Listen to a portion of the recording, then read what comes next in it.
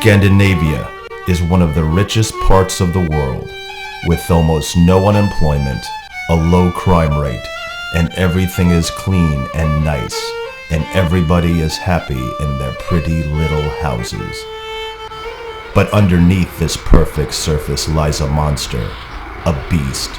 Sometimes the beast wakes up and shows its face to the world.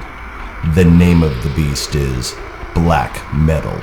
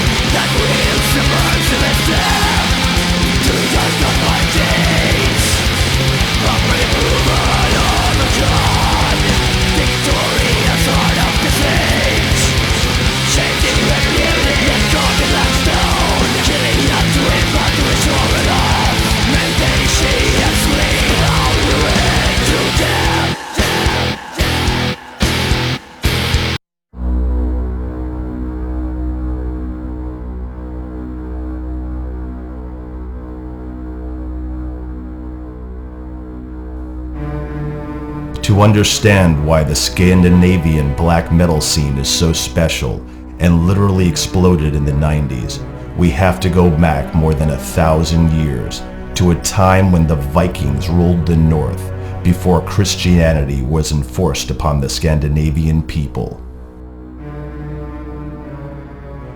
I think it's really important to remember the evil and brutality that the Christians actually, the way they did here in Scandinavia. Especially in Norway, they slaughtered thousands of people and oppressed them and stole their children. They converted the Vikings to the religion Christianity. They came up here and forced us to believe in that shit. And they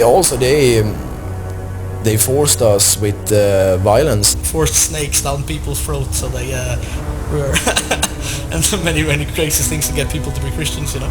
So it's just like pure brutality because of the kings. They wanted to sleep with the Pope in Europe to get more power. So then they enforced the Christianity on the normal people up here, you know. We have a great history and our mythology.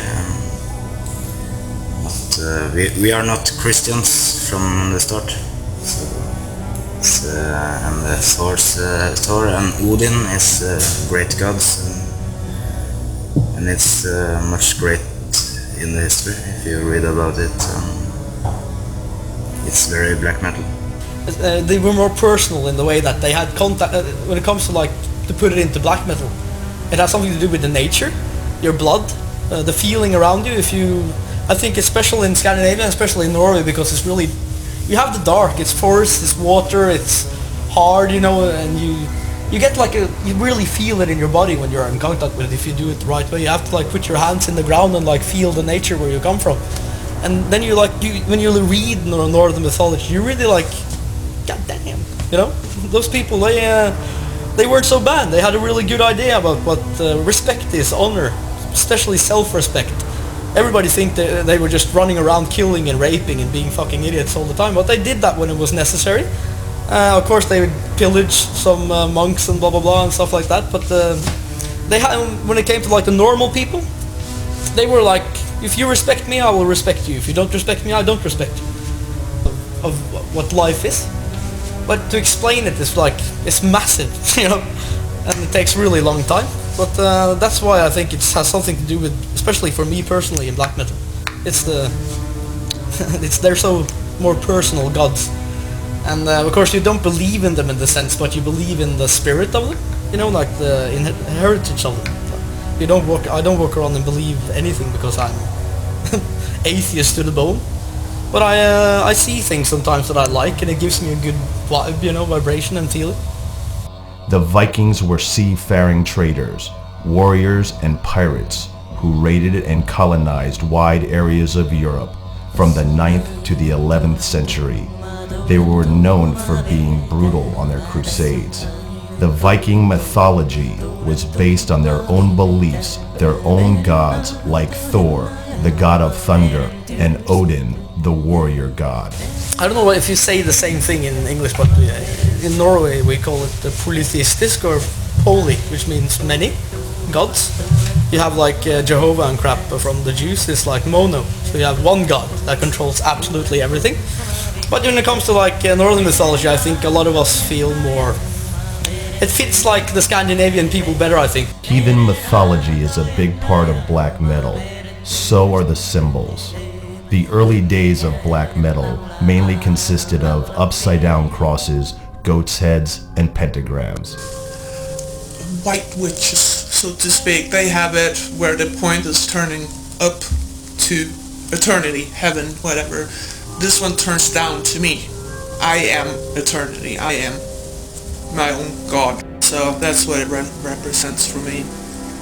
And the other ones are east, west, north, south. But the main thing is that instead of pointing up, you're supposed to turn to heaven and pray to the god. It points to me.